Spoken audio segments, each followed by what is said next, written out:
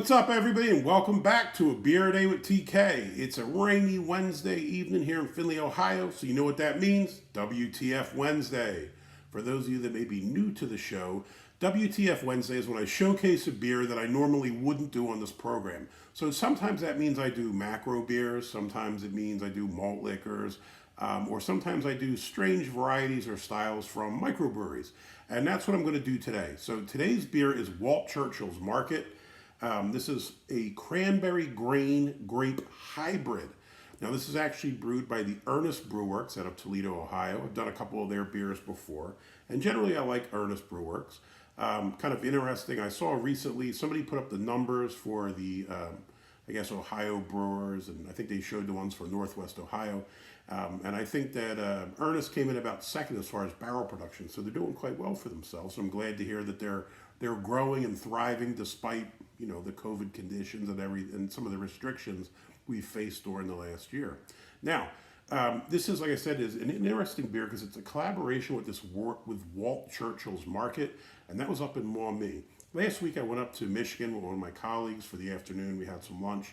On the way back, he wanted to stop at this grocery store to pick up some health food things. So I went in just to check it out for the heck of it. And turns out they had a fairly decent beer selection. They had a lot of the macro crap, but they also had a pretty decent micro selection with beers from Northwest Ohio. Picked up some Twin Oast, which is one of my favorite breweries, and I picked up this as well. So this is kind of neat because this is a collaboration beer done with that grocery store, Walt Churchill's Market, and the Earnest Brew Works. So you can see it says this is from the small batch series here. So was kind of hyped to check it out. I think I paid about $8.99 for the bottle, so paid a little bit expensive, but I figured it would be something unique, so it would be worth burning $10. Like I said, this when you looked at it on tap, this shows up as a fruit beer, but if you look on the label, it says grain Muscat grape hybrid. And I've had a few of these. I've seen a few of these over the last year or so. They look like they're kind of like wine beer hybrids. Straight off the bat, I'm not a wine drinker. Here and there I have a glass, but I don't really care for it. I think I had a couple of wine/beers in the last year. I know I had the one on New Year's Eve from Arche, and Arche is one of my favorite breweries, but I did not like that. I think it was called Rose Grenade. I think I still have one left in this fridge. Absolutely was not for me. So I'm kind of, a bit reluctant to give this a shot, because if this is like that, it might be a true representation of style and a really good beer, but sometimes it's just not for you, right? All of our tastes are different. This is kind of subjective, so I guess we'll have to give this a shot. As far as Earnest Brew Works goes, like I said, I know I've done a few of their beers on the show already. I was looking through my Untapped check-ins, and I had Crunchy Hippie, Big Otis, Snowy Mount Crumpet. I've had their Oktoberfest. Had a bunch of their beers, and for the most part, they get pretty good ratings from me at least, and for the most part across the board as well. So if I was going to try some kind of weird brewery, weird style beer, this is not a bad brewery to do it. Neither was Arche's. I mean, it's very artful breweries, do good stuff.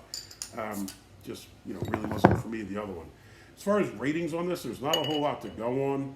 Untapped gave it a 3.73, but there's only 16 check-ins. Beer Advocate, no sign of this. I looked under the beer name and the brewery, and nothing. Now, I will say this, to start off, I was kind of surprised by the color. Because this was the great Muscat and all this, I expected it to be more of a reddish, like a wine color, but it's really not. It's just kind of a, dark straw, kind of generic beer color, I guess there. As far as head, not a whole lot. If you look at dissipate it quite quickly, try to give it a bit more, not a lot going on in the head. I mean, it's a very thin layer of white head. Nose. Now, I will say this, the last week, the weather here in Northwest Ohio has been crazy. It was up near 90 degrees. It'll be down to 60 degrees tomorrow or so. I have really bad sinus problems. This has been wreaking havoc on my sinuses, so my olfactory senses are probably slightly off. As far as the smell here, picking up a bit of wheat or a bit of grain, kind of a light grain kind of thing, and a bit of a grape type smell, but it's not a strong smell. It's not like a strong wine smell. It's just a bit of grape there. Maybe it's super strong and my sinuses are so jacked I'm missing it, but to me it's not really a strong smell. Cheers, let's give this a shot.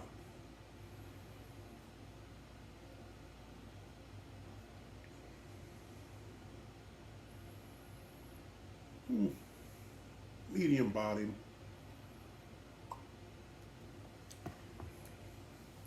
I don't dislike this as much as I dislike the Arche one, that Rose Grenade.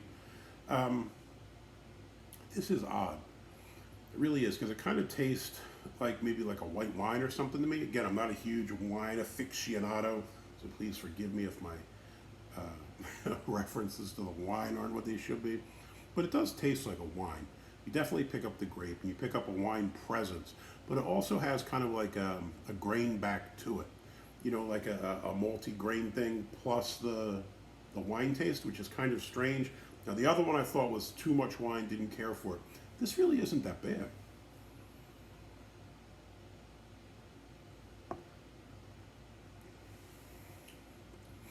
Yeah, you pick up a bit of maltiness. You really don't pick up tons of hop presence. I almost think the bitterness almost comes in from kind of like the grape taste. Maybe a slight bit dry, like a wine would be. Again, I'm not sure if whites or reds are generally the dry ones. Not a wine dude.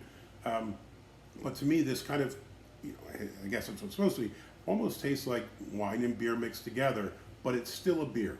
I think the Arche one tasted more like a wine that was trying to be a beer, where this is more a beer with some wine notes, if that makes any sense. You know, again, this is a style I haven't had a whole lot of over the years, so I'm kind of excited to give it a shot. See what it says here inside. German Pilsen malt and Muscat grapes were fermented together to create a unique beer experience. The flavor comes off as neither beer nor wine, but as a hybrid, the best of both.